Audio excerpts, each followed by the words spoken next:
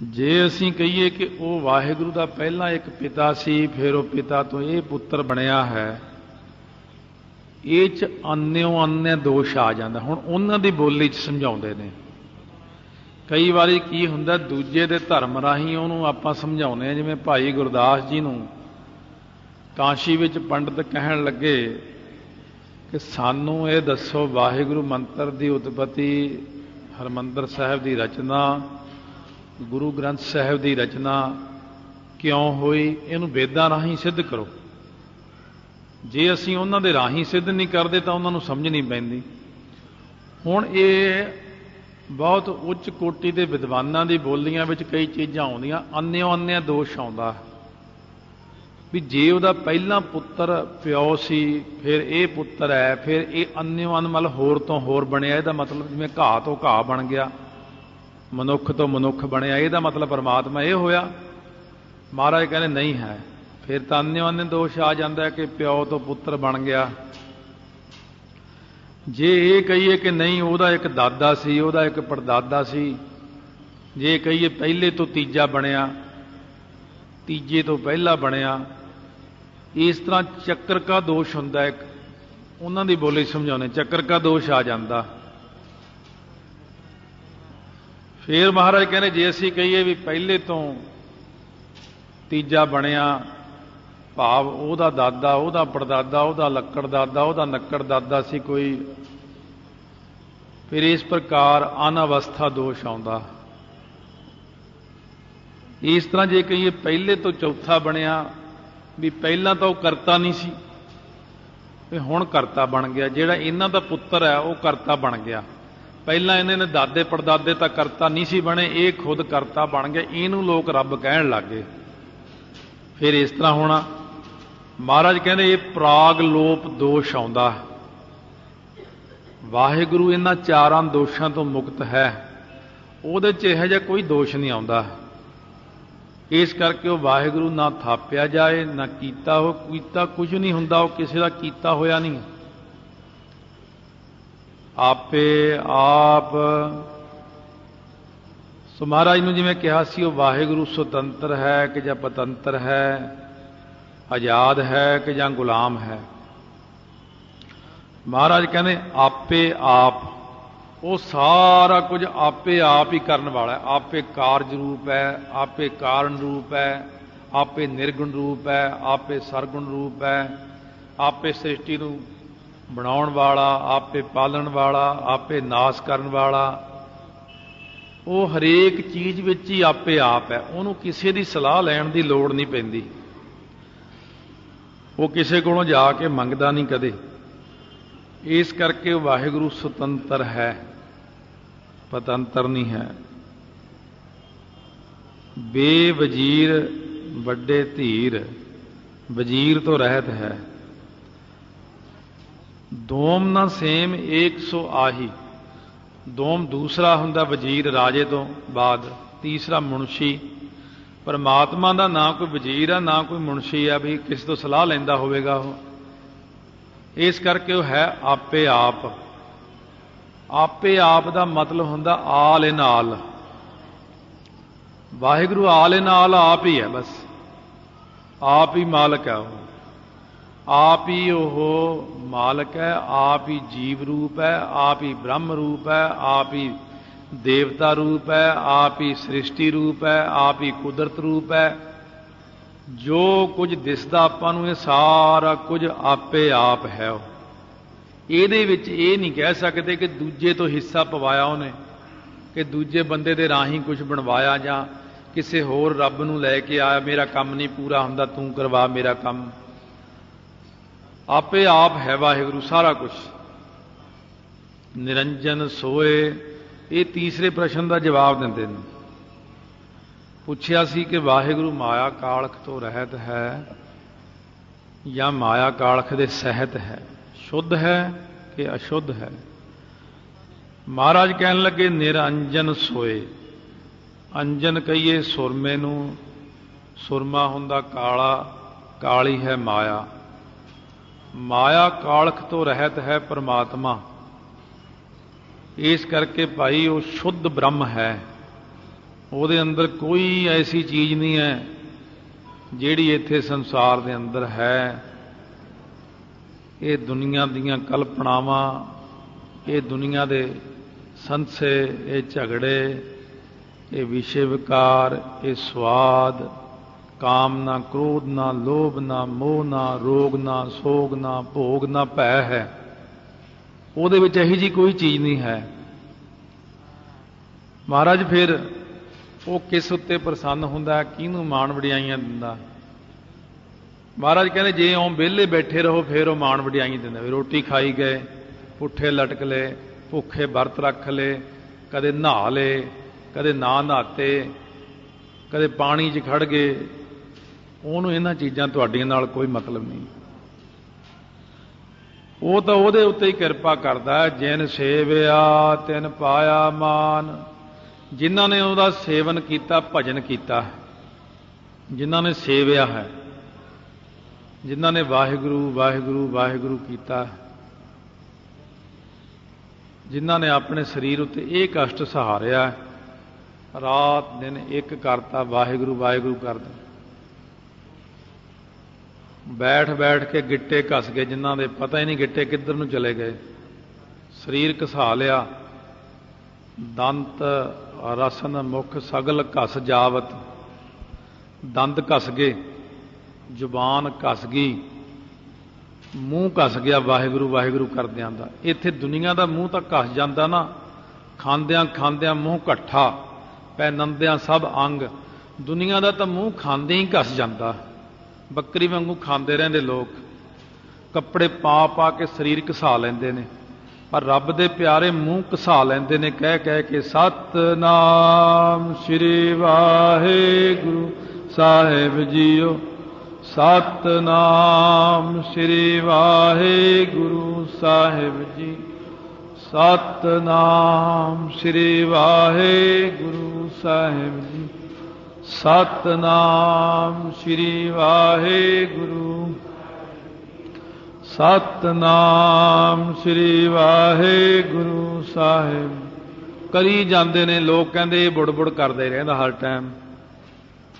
ਆਪਣੇ ਵੱਲ ਦੇਖਿਆ ਕਰੋ, ਜਿਹੜਾ ਕਹਿਣ ਵਾਲਾ ਉਹਨੂੰ ਵੀ ਪੁੱਛ ਲੈ ਕਿ ਤੂੰ ਸਾਰਾ ਦਿਨ ਤੂੰ ਕੀ ਕਰਦਾ? ਅਸੀਂ ਤਾਂ ਚੰਗਾ ਕੰਮ ਕਰਦੇ ਹਾਂ, ਤੂੰ ਸਾਰਾ ਦਿਨ ਨਿੰਦਾ ਚੁਗਲੀ ਕਰ ਕਰਕੇ ਮੂੰਹ ਘਸਾ ਲਿਆ ਆਪਣਾ।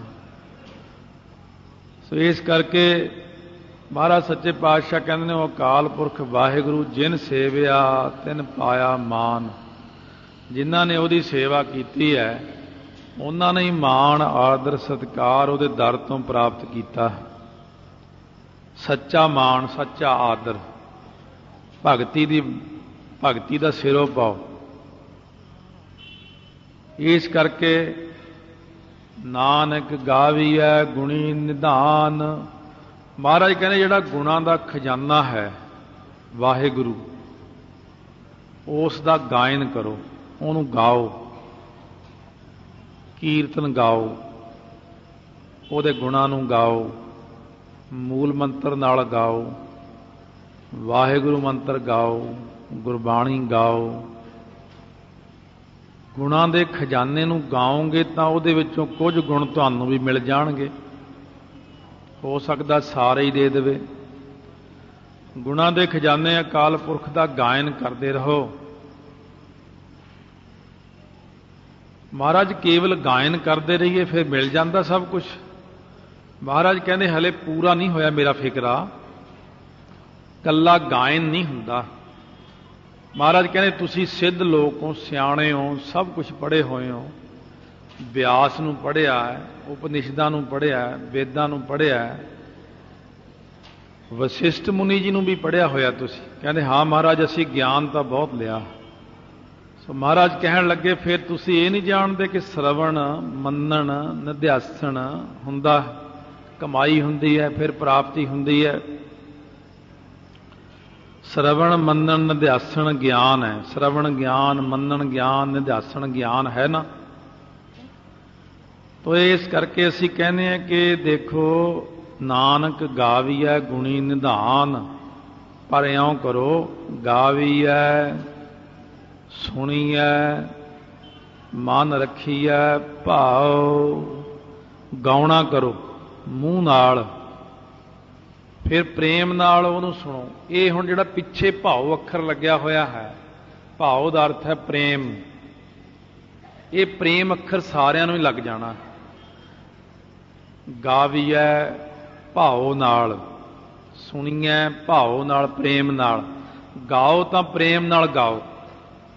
ਗਾਉਣ ਵਾਲਾ ਰਾਗੀ ਕੀਰਤਨ ਕਰੇ ਤਾਂ ਪ੍ਰੇਮ ਨਾਲ ਕਰੇ, ਸੁਣਨ ਵਾਲਾ ਸੁਣੇ ਤਾਂ ਪ੍ਰੇਮ ਨਾਲ ਸੁਣੇ। ਜੇ ਫਿਰ ਆਪ ਗਾਉਣਾ ਹੈ, ਆਪ ਵੀ ਇੰਨੇ ਪ੍ਰੇਮ ਨਾਲ ਗਾਓ ਵੀ ਪ੍ਰੇਮ ਨਾਲ ਹੀ ਫਿਰ ਉਹਨੂੰ ਸੁਣੋ। ਇਹ ਨਹੀਂ ਕਿ ਮੈਂ ਇਕੱਲਾ ਗਾ ਰਿਹਾ ਪ੍ਰੇਮ ਨਾਲ, ਵੀ ਮੈਨੂੰ ਤਾਂ ਸੁਣਨ ਦੀ ਲੋੜ ਨਹੀਂ, ਬਸ ਦੂਜਾ ਸੁਣੇ। ਮਹਾਰਾਜ ਕਹਿੰਦੇ ਤੁਸੀਂ ਵੀ ਗਾਓ, ਆਪ ਹੀ ਸੁਣੋ ਪ੍ਰੇਮ ਨਾਲ। ਗਾਵੀਐ ਸੁਣੀਐ, ਫਿਰ ਮਨ ਰੱਖੀਐ ਭਾਉ, ਫਿਰ ਮਨ ਦੇ ਵਿੱਚ ਵੀ ਭਾਉ ਪ੍ਰੇਮ ਰੱਖੋ। ਪ੍ਰੇਮ ਨਹੀਂ ਛੱਡਣਾ ਆਪਾਂ ਨੇ। ਜਿਵੇਂ ਪੰਜਵੇਂ ਪਾਤਸ਼ਾਹ ਮਹਾਰਾਜ ਨੇ ਕਿਹਾ ਸੀ, ਕਥਾ ਮਾਤਾ ਹੈ, ਕੀਰਤਨ ਪੁੱਤਰ ਹੈ। ਤਾਂ ਫਿਰ ਸੰਗਤ ਕਹਿਣ ਲੱਗੀ, ਇਹ ਤਾਂ ਪਤਾ ਲੱਗ ਗਿਆ ਕੀਰਤਨ ਪੁੱਤਰ ਹੈ, ਪਰ ਇਹ ਕੀਰਤਨ ਪੁੱਤਰ ਦਾ ਪਿਤਾ ਕੌਣ ਹੈ? ਕਥਾ ਜਿਹੜੀ ਮਾਤਾ ਹੈ ਉਹਦਾ ਪਤੀ ਕੌਣ ਹੈ? ਮਹਾਰਾਜ ਪੰਜਵੇਂ ਪਾਤਸ਼ਾਹ ਕਹਿਣ ਲੱਗੇ, ਉਹ ਹੈ ਪ੍ਰੇਮ। ਜਿਨ੍ਹਾਂ ਨੇ ਪ੍ਰੇਮ ਨਾਲ ਕਥਾ ਸੁਣੀ ਹੈ, ਪ੍ਰੇਮ ਨਾਲ ਕੀਰਤਨ ਸੁਣਿਆ, ਉਹਨਾਂ ਦਾ ਭਲਾ ਹੋਇਆ। ਗੁਰੂ ਨਾਨਕ ਦੇਵ ਜੀ ਕਹਿੰਦੇ ਨੇ, ਗਾਵੀਐ ਪ੍ਰੇਮ ਨਾਲ, ਸੁਣੀਐ ਪ੍ਰੇਮ ਨਾਲ। ਇੱਥੇ ਹੁਣ ਅੰਤਰੀਵ ਅਰਥ ਆ ਜਾਣਾ। ਗਾਵੀਐ ਸੁਣੀਐ, ਮਨ ਦਾ ਅਰਥ ਹੈ ਮੰਨਣ ਕਰਨਾ। ਮਨ ਸੰਕੇਤੀ ਅਰਥ ਹੈ, ਕਿਉਂਕਿ ਜੇ ਆਪਾਂ ਕਿਸੇ ਨੂੰ ਕਹੀਏ ਤੂੰ ਭਾਈ ਮੇਰੀ ਗੱਲ ਮੰਨ, ਤਾਂ ਉਹਦਾ ਮਤਲਬ ਇਹੀ ਹੁੰਦਾ ਕਿ ਮਨ ਵਿੱਚ ਮੰਨ ਇਹਨੂੰ। ਮਨ ਵੀ ਉਹਦਾ ਹੀ ਸੰਕੇਤ ਹੈ, ਕਿਉਂਕਿ ਜਦੋਂ ਪਹਿਲਾਂ ਇੱਥੇ ਗਾਉਣ ਤੇ ਸੁਣਨ ਦਾ ਵਾਚਕ ਆ ਗਿਆ ਤਾਂ ਮਨ ਦਾ ਅਰਥ ਹੈ ਮੰਨਣ ਕਰਨਾ। ਮਹਾਰਾਜ ਕਹਿੰਦੇ ਗਾਓ ਪ੍ਰੇਮ ਨਾਲ, ਸੁਣੋ ਪ੍ਰੇਮ ਨਾਲ, ਮੰਨਣ ਕਰੋ ਪ੍ਰੇਮ ਨਾਲ। ਰੱਖੀਆ ਦਾ ਅਰਥ ਹੈ ਮਨ ਦੇ ਚ ਰੱਖੋ, ਵਸਾਓ ਪ੍ਰੇਮ ਨਾਲ। ਮਨ ਦੇ ਅੰਦਰ ਉਹਦੀ ਕਮਾਈ ਕਰੋ। ਸੁਣਨਾ, ਮੰਨਣਾ, ਨਿਧਿਆਸਣ ਕਰਨਾ, ਕਮਾਉਣਾ, ਇਸੇ ਨੂੰ ਕਹਿੰਦੇ ਨੇ ਰੱਖੀਆ। ਵੀ ਜਿਹੜਾ ਤੁਸੀਂ ਕੋਈ ਪਦਾਰਥ ਲਿਆਉਂਦੇ ਹੋ ਬਾਹਰੋਂ, ਉਹਨੂੰ ਆਪਣੇ ਘਰ ਵਿੱਚ ਕਿੰਨਾ ਰੱਖਦੇ ਹੋ ਸਜਾ ਕੇ, ਖਾਸ ਕਮਰੇ ਵਿੱਚ, ਜਿੰਨੀ ਮਹਿੰਗੀ ਚੀਜ਼ ਹੈ। ਇਸੇ ਤਰ੍ਹਾਂ ਹੀ ਜਦ ਅਮੋਲਕ ਬਾਣੀ ਨੂੰ ਕੋਈ ਗਾਉਂਦਾ ਹੈ ਤਾਂ ਤੁਸੀਂ ਪ੍ਰੇਮ ਨਾਲ ਉਸ ਬਾਣੀ ਨੂੰ ਸਰਵਣ ਕਰੋ।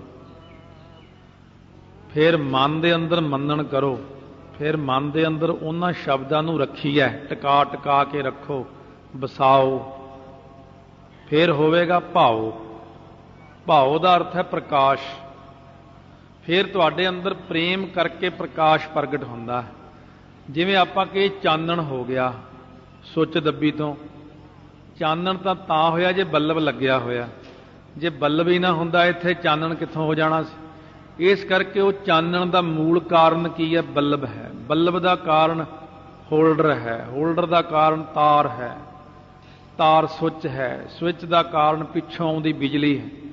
ਇਹ ਪਿੱਛੇ ਤੱਕ ਅਰਥ ਚਲਿਆ ਜਾਂਦਾ ਇਹਦਾ। ਇਸੇ ਕਰਕੇ ਮਹਾਰਾਜ ਸੱਚੇ ਪਾਤਸ਼ਾਹ ਕਹਿੰਦੇ ਨੇ ਜਿਹੜੀ ਚੀਜ਼ ਹੈ ਨਾ,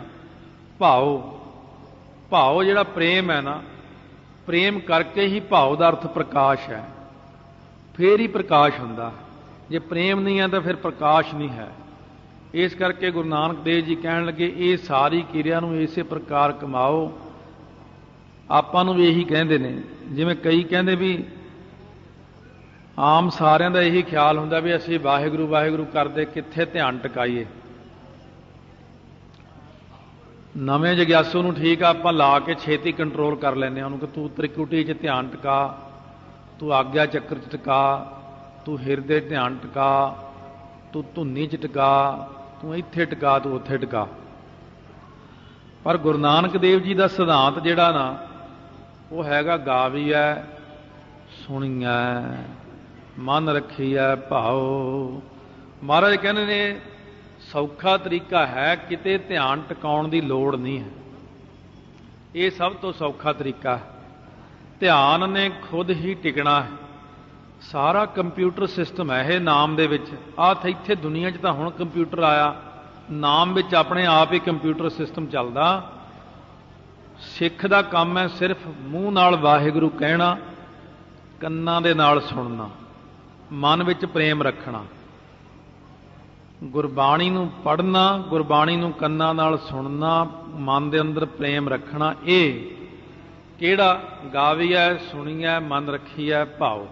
ਜਦੋਂ ਬਾਣੀ ਨੂੰ ਗਾਓ, ਪੜ੍ਹੋ, ਸੁਣੋ ਤਾਂ ਮਨ ਵਿੱਚ ਇਹ ਪ੍ਰੇਮ ਰੱਖੋ ਕਿ ਗੁਰੂ ਨਾਨਕ ਦੇਵ ਜੀ ਮੇਰੇ ਕੋਲ ਬੈਠੇ ਸੁਣ ਰਹੇ ਨੇ ਜਪਜੀ ਸਾਹਿਬ।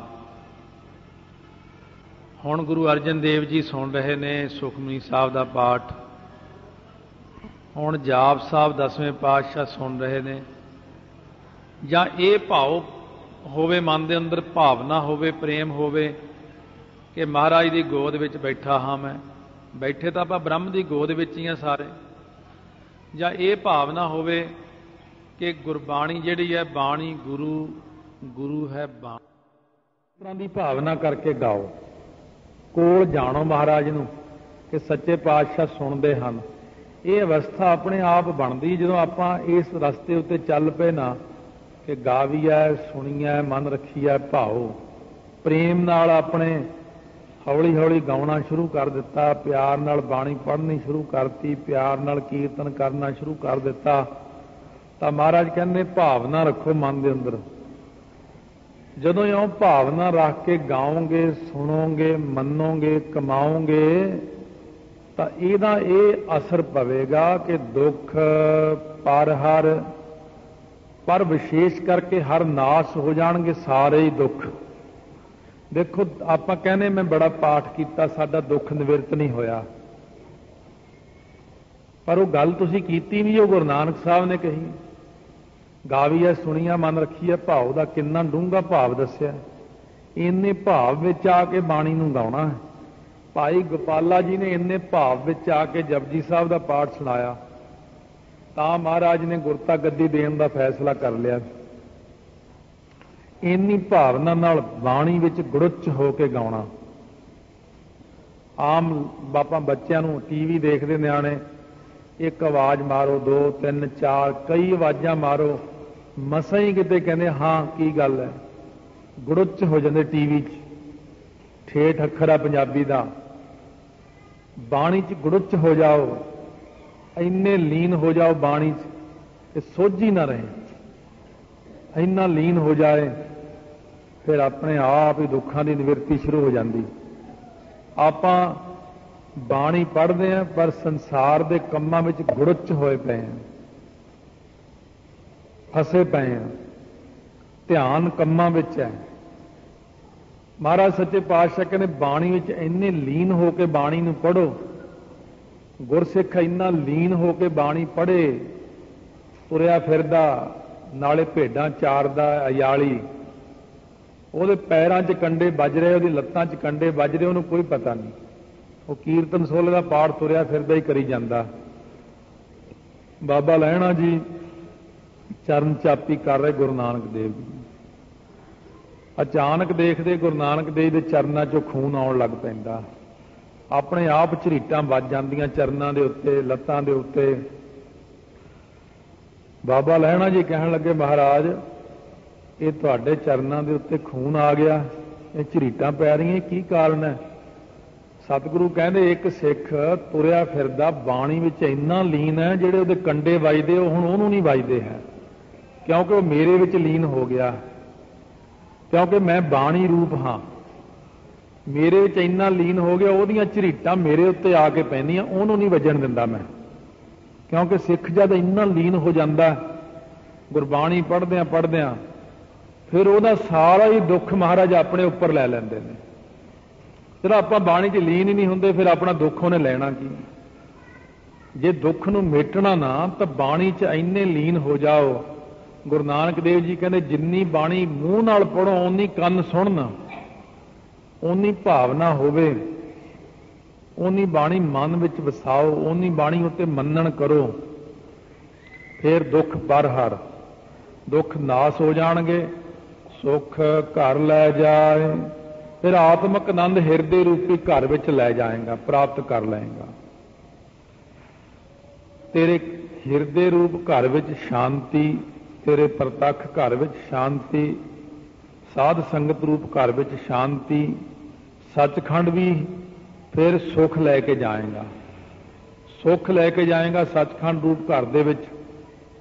इस करके सतगुरु महाराज कहते ने कि जदों बाणी गाओ तो बाणी नूं जरूर सुनो। जे कोई बंदा अपने नाल गल्लां करदा, आपां वो गल्लां करदा, आपां होर पासे देखण लग जाइए, वो चुप कर जांदा। कहंदे सुना, कहंदे तू तो इधर उधर झाकी जांदा, मैं की सुणावां, तेरा ध्यान ही नहीं मेरी गल विच हैगा, तू तो मेरी बेइज्जती कर रहा। ਇਹਦਾ मतलब मैनू तू जानदा ही नहीं भी गल कर रहा कोई। महाराज कहने तुसी गुरबाणी की बेअदबी करते हो, जब तुसी बाणी नूं पढ़ी तो जाते हो पर सुनते नहीं जद उहनूं। ਇਹਦਾ मतलब असीं एवें बोली जाते हैं। मूँह नाल जपजी साहब पढ़िया तू अपने कन्नां नाल नहीं सुन सकता, तू वाहिगुरू वाहिगुरू कहना जब अपने कन्नां नाल नहीं इहनूं सुन सकता तो तू बाणी की बेअदबी कर रहा। इहनूं सुन, जे सुनेगा ताइयों सुनिया सत संतोख ज्ञान पैदा होवेगा, जे मनन करेगा ताइयों मन्नै सुरत होवे मन बुद्ध, मन्नै सगल भवन की सुध। जे कमावेगा तो पंच प्रवाण पंच प्रधान, ये निध्यासन की पौड़ी है, तां इत्थे तक जाएगा। जब तू ना बाणी कल पढ़न पढ़न मात्र तू इउं पढ़दा कि लोग आखण बड़ा पाठी है, बड़ा बाणी पढ़दा, बड़ा सुखमनी साहिब का पाठ करदा, ये बड़ा वाहिगुरू वाहिगुरू करदा। वो लोकां 'च अपनी वडियाई वास्ते बाणी पढ़दा जां अपने दुख नूं दूर करन वास्ते पढ़दा। तो महाराज सच्चे पातशाह कहने जिहड़े सिद्धांत तुसीं दस्से ने, इन्हां सिद्धांतां उत्ते जिहड़ा गुरसिख चलेगा। कई लोग कहने मैनूं फलाने संतां ने जुगती दसी है, फलानिਆਂ ने मैनूं जुगती दसी, फलाने गुरमुख ने। मैं शरेआम स्टेज ते गुरु नानक साहब कोल बैठ के कहना वो जुगती गुरु नानक साहब तो बिना तुहानूं किहने देनी। वो महाराज कही तो जाते ने गावी है, सुनी है, मन रखी है भाओ, दुख पर हर सुख घर लै जाए। जदों वाहिगुरू कहो अपने कन्नां नाल सुनो, अपने अंदर प्रेम रखो, अपने हिरदे च वाहिगुरू नूं वसाओ, तां सुख अपने घरां नूं लै जाओ। वाहिगुरू वाहिगुरू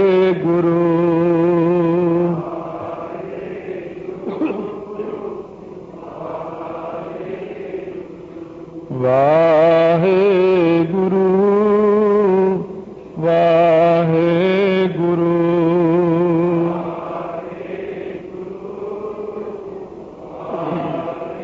श्रवण कीता है, गाउणा फिर सुनना, मन विच वसाउणा, फिर दुखां दा नाश होना, सुख घर लै जाए।